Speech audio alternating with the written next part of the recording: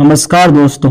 आज की इस क्लास को स्टार्ट करते हैं जो कि एसएससी के एग्जाम्स के लिए बहुत इंपॉर्टेंट रहने वाली है। चलिए पहला प्रश्न है, स्टार्ट करते हैं यहां से।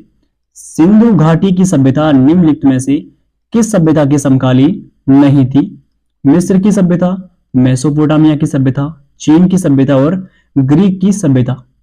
तो आप सबको प्रत्येक प्रश्न का उत्तर देना है। पहले तो देखिए, जो मिस्र की सभ्यता है वो सिंधु घाटी की सभ्यता कहलाती है। सबसे पहली बात, सिंधु घाटी की सभ्यता को हम हड़प्पा सभ्यता के नाम से भी जानते हैं। हड़प्पा सभ्यता, हड़प्पा सभ्यता के नाम से जानते हैं, ये आपको याद रखना है। और देखिए, हड़प्पा सभ्यता की खोज करने वाले पहले आप जानते हैं, पहले व्यक्ति थे दयाराम साहनी।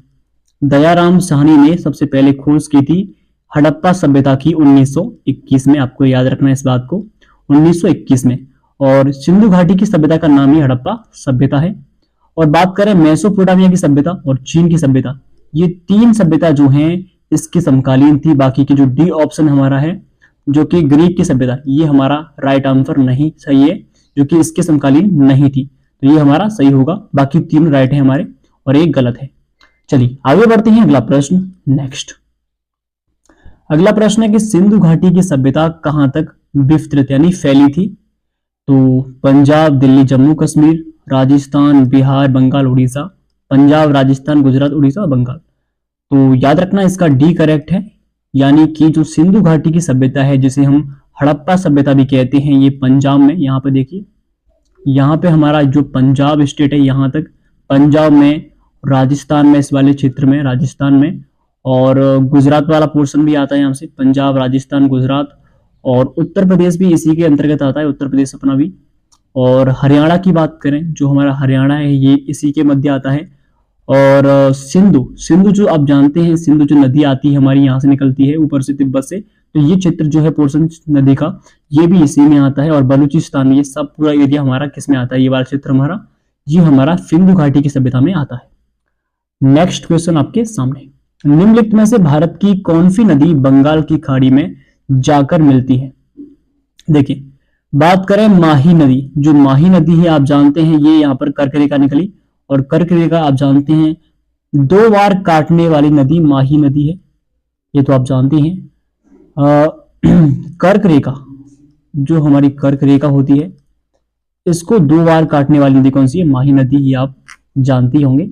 चलिए अब बात कर लेते हैं हमारे क्वेश्चन के बारे में कि हमारा क्वेश्चन क्या है कि भारत की कौन सी नदी बंगाल की खाड़ी में गिरती है? तो इसका राइट आंसर गोदावरी नदी। जो हमारी गोदावरी नदी है ये हमारी कहां से, ये हमारी ये नासिक महाराष्ट्र से निकलती है, इस जगह से, नासिक महाराष्ट्र, और यहां से निकलकर ये हमारी फिर जाती है कहां पर? बंगाल की खाड़ी में गिर जाती है।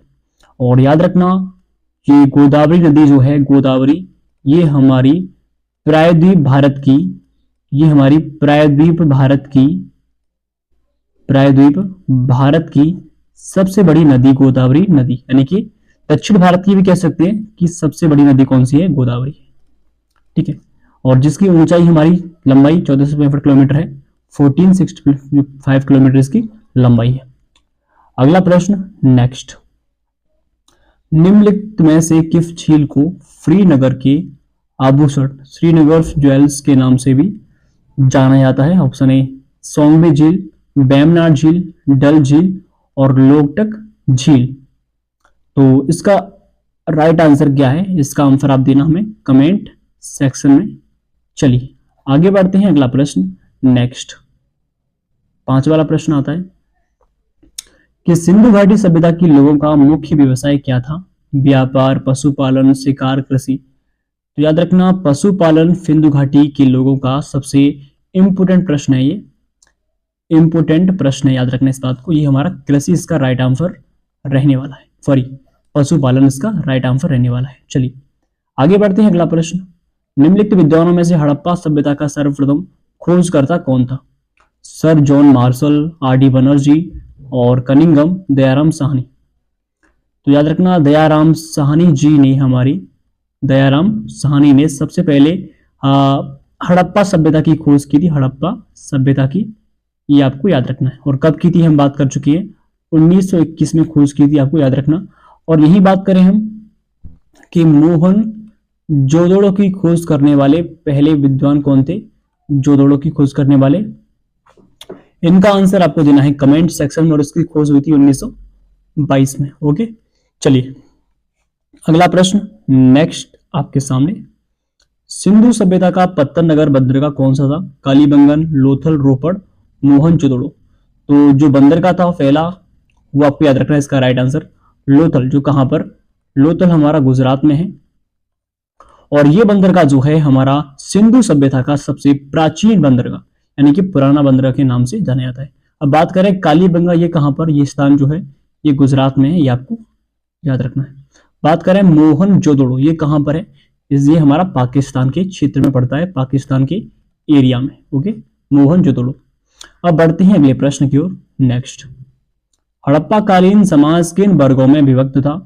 शिकारी, पुजारी, किसान, क्षत्रिय, विद्वान, योद्धा, व्यापारी, श्रमिक, या सी ऑप्शन ब्राह्मण, क्षत्रिय, वैश्य, शूद्र। तो इसका सही जवाब क्या होगा? याद रखना, पहले स्थान पर विद्वान आते थे, फिर योद्धा, व्यापारी और श्रम, और यानी ऑप्शन हमारा बी सही है। पहले स्थान पर विद्वान आते थे यानी कि अमीर लोगों में, फिर योद्धा आते थे, ठीक है, फिर व्यापारी का स्थान सबसे अधिक था, ठीक है, और फिर श्रमिक हमारे सबसे लास्ट में आते थे। इसका राइट आंसर हमारा ये होगा। चलिए अगला प्रश्न, निम्नलिखित में से कौन सा शिखर झारखंड का सबसे ऊंचा शिखर है? कांगटो, गिरनार, अनाईमुड़ी, पारसनाथ। तो याद रखना, झारखंड का सबसे हाईएस्ट पीक हमारी कौन सी है, चोटी कौन सी है? तो उसका इसका नाम है पारसनाथ। पारसनाथ की चोटी झारखंड की सबसे ऊंची चोटी, आपको याद रखना है। इसका right answer D option right होगा हमारा। अगला प्रश्न, दक्षिण में छोटा अंडमान निकोबार द्वीप समूह में कितने डिग्री चैनल द्वारा अलग होता है? 8 डिग्री चैनल, 10, 7 डिग्री, 9 डिग्री। तो याद रखना 10 डिग्री चैनल जो है इससे अलग होता है अंडमान निकोबार जो है। जो छोटा अंडमान जो है, यहाँ पर देखिए मान लीजिए लाइन से, छोटा अंडमान जो है निकोबार द्वीप से 10 डिग्री चैनल जो है यहां से अलग होता है, ये आपको याद रखना है। हम बात कर रहे हैं अंडमान निकोबार की, तो अंडमान निकोबार में आपको याद रखना, अंडमान निकोबार में एक एक्टिव ज्वालामुखी है, वो याद रखना आप सभी को। उसका नाम है अंडमान निकोबार का ज्वालामुखी है जिसका नाम है हमारा, आपको लिखना है क्या है उनका ज्वालामुखी का नाम, जिसे हम सक्रिय ज्वालामुखी कहते हैं, सक्रिय ज्वालामुखी के नाम से जानते हैं, ठीक है। आगे अगला प्रश्न नेक्स्ट, हड़प्पा सभ्यता के बारे में कौन सी युक्ति सही है? उन्होंने अश्वमेध की जानकारी थी, गाय उनके लिए पवित्र थी, उन्होंने पशुपति का सम्मान आरंभ किया, उनकी संस्कृति सामान्यतः स्थिर नहीं थी। तो सी ऑप्शन राइट है, उन्होंने पशुपति का सम्मान करना स्टार्ट किया था, सी ऑप्शन करेक्ट है।